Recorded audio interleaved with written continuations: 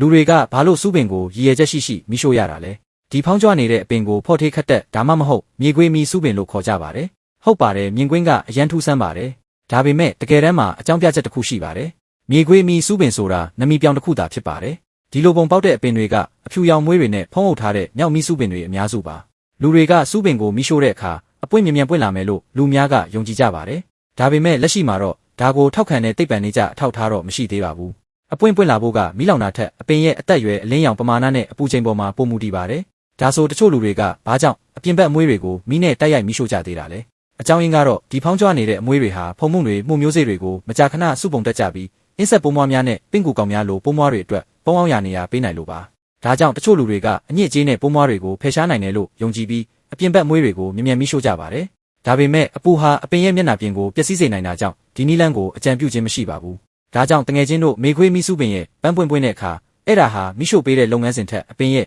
အကောင်းဆုံးပန်းပွင့်ဖို့ချိန်ဖြစ်ကြောင်းသိချပါတယ်